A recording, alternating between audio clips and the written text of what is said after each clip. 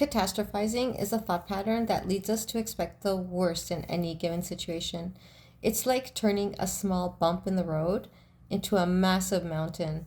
For example, if you have a disagreement with your friend, you might immediately think that this friendship is over. Or if you receive constructive criticism at work, you may feel like you're about to be fired and that there's some big conspiracy between human resources and your boss to fire you. This tendency often arises from past negative experiences. Maybe you've been through a tough breakup or lost a job unexpectedly or faced failure or what you would assume to be failure in some way. These all contribute to catastrophizing. So, what causes catastrophizing? Past negative experiences. Our brains are wired to protect us from future harm.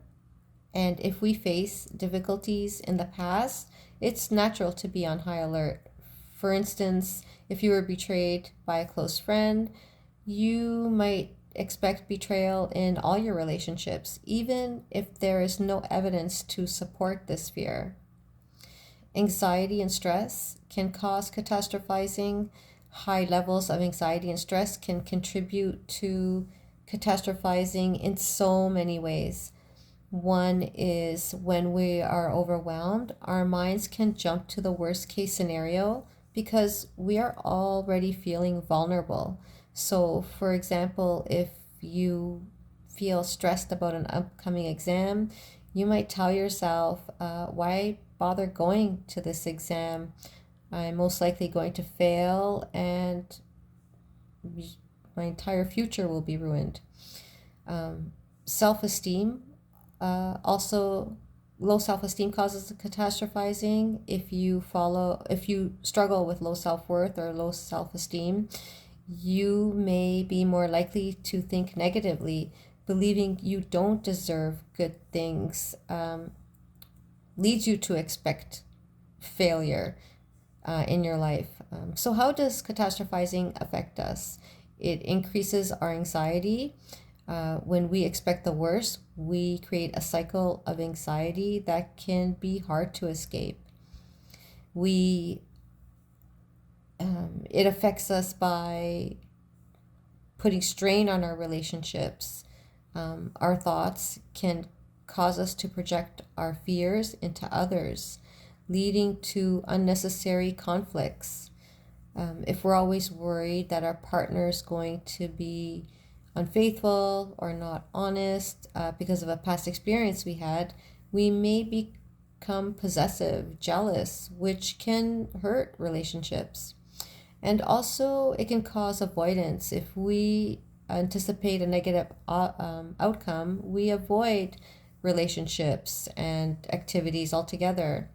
So if you're jumping to conclusions, if you're overthinking, you're most likely, these are just a couple of signs of catastrophizing. There are many more. There are some tips to help you overcome catastrophizing, and one is to recognize your thoughts. The first step to change is awareness. Keep a journal of negative thoughts. When you notice that you're jumping to conclusions, write them down. For example, if you think my boss is going to fire me, replace it with, I'm not getting fired. I may just need to improve in some areas at work, or maybe I need a little bit extra training. So this will depend on what sort of scenario you've got going on with your boss.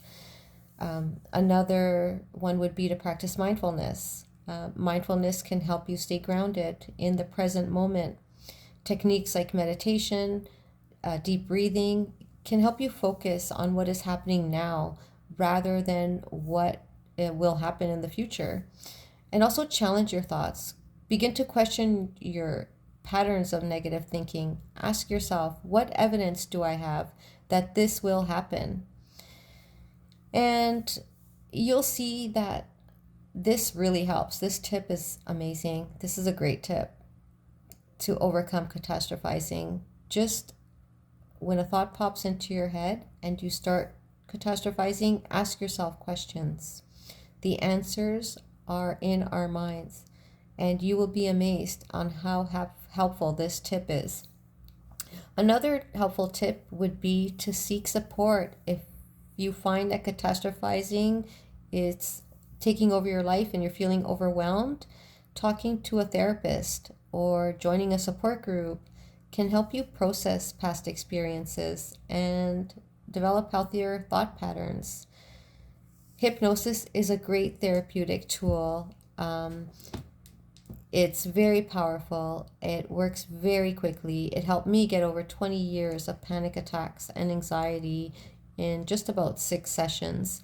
Hypnosis is safe. You are always in control. You will never be stuck in hypnosis. It's impossible to be stuck in hypnosis. And yeah, you can just get up and walk away from a session when you're in hypnosis. You will not want to do it because you'll be feeling so deeply relaxed, but you will never be stuck in hypnosis. And through hypnosis, we quiet down the loud conscious mind where that constant chatter is going on. So through hypnosis, we quiet that down and we bring forward, front and center, your subconscious mind, where all the answers reside, where all your deep-rooted challenges reside. And we can, through hypnosis, we can reprogram the subconscious mind to help you see things differently, in a different perspective. If you have any questions regarding hypnosis, please leave a comment below so that I can make a video to address any of your questions. If you've had any experiences with catastrophizing, if you're experiencing catastrophizing in your life, please share in a comment below your experience. What are your challenges? I'd love to make a video to address any of your challenges if you need some more information. Also, please like and subscribe and follow depending on what platform you're watching this on, so you will be notified of any of my free events, such as my free one-on-one transformation challenge. I just completed 2 of those over the last couple months, which were successful. And also I do hold Zoom healing sessions, which will be open to about 100 participants. So if you want to be notified of these events, please follow and subscribe.